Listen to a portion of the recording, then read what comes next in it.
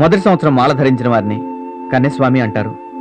రెండవ సంవత్సరం కత్తిస్వామి, మూడవ సంవత్సరం గంటస్వామి, నాలుగో సంవత్సరం గదస్వామి, ఐదో సంవత్సరం పెరుస్వామి, ఆరవ సంవత్సరం గురుస్వామి అని పిలువబడతారు.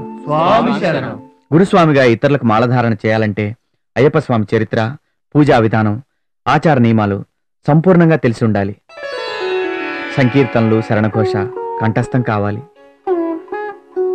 గురుస్వామిగా తాను నియమనిష్ట ఆచరిస్తూ ఇతర స్వాములకు మార్గదర్శనం కావాలి. స్వాముల సందేహాలను తీర్చగలగాలి. అన్నిటినీ మించి మాల ధరించిన వారికి స్వార్థము, కపటము, కల్మషం లేకుండా ఉండగలగాలి. ముఖ్యంగా గురుస్వామి జీవితం అయ్యప్ప స్వామికే అంకితం కావాలి. స్వామియే శరణమయ్యప్ప. అయ్యప్ప స్వాములు తప్పనిసరిగా నల్లటి వస్త్రాలు ధరించాలి. కన్యస్వాములైనా గురుస్వాములైనా ఎవరైనా ఎన్నిసార్లు మాల ధరించినా వారు తప్పనిసరిగా నల్లటి వస్త్రాలే ధరించాలి. ఎందుకు స్వామి? తన భక్తులై మాలధారణ చేసిన స్వాములు నల్లటి వస్త్రాలు ధరిస్తారని అయ్యప్ప స్వామి శనీశ్వరుడికి మాట ఇచ్చాడు. శనీశ్వర, నువ్వు మానవుల్ని ఎన్ని సంవత్సరాలు పీడిస్తావు? 7 సంవత్సరములు స్వామి. పీడించడం రాక్షస ధర్మం కాదా? కాదు, కానీ నా పీడనకు అర్థం ఉంది. మానవుల పాపకర్మలకు పరిహారమే నా పీడన పరమార్థం. అంతేనా? అవును స్వామి. లేకున్నా ఇందు నాకున్న ఆనందము ప్రయోజనము ఏమున్నది?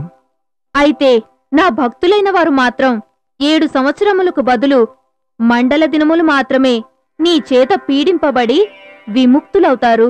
మండలమా? అంటే 40 దినములు. అతి తక్కువ వ్యవధిలో నా పీడనకు సంబంధించిన కష్టములన్నింటినీ అనుభవించుట సాధ్యమా స్వామి? ఏమిటి నీ పీడనములోని కష్టములు? నానావిధ భక్ష్య భోజ్య లేహ్య పానీయాల రుచిని ఆస్వాదించు మానవుల నాలుకను కట్టడి చేసి అలమటించేలా చేస్తాను.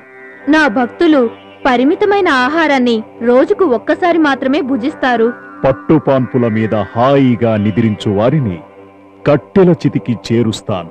అన్ని సుఖములు త్యజించి కటిక నేలపై పడుంటారు. వెచ్చటి పన్నీటి స్నానాలకు అలవాటు పడ్డ నరులకు అనారోగ్యం పుట్టించి నరకం చూపిస్తాను.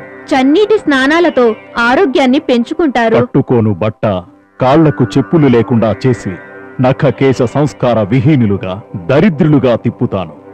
అటులనే శనీశ్వర, నా భక్తులు కాళ్లకి చెప్పులు తొడగరు, నఖకేశ సంస్కారాలు చెయ్యరు. నీకు నలుపంటే ఇష్టం కదా? నా భక్తులు నల్లటి వస్త్రాలు ధరించి సుఖాలకు దూరంగా జీవిస్తారు. ఇంకేమైనా కష్టములున్నవా? నా పీడనలో అతి ముఖ్యమైనది, దుర్భరమైనది దాంపత్య సుఖానికి విఘాతం కల్పించడం. కఠోర బ్రహ్మచర్యాన్ని పాటిస్తారు. నీకు అంగీకారమేగా? అంగీకారమే స్వామి. నా దీక్ష తీసుకున్న వారిని నువ్వు పీడింపరాదు. చిత్తం. తదాస్తు.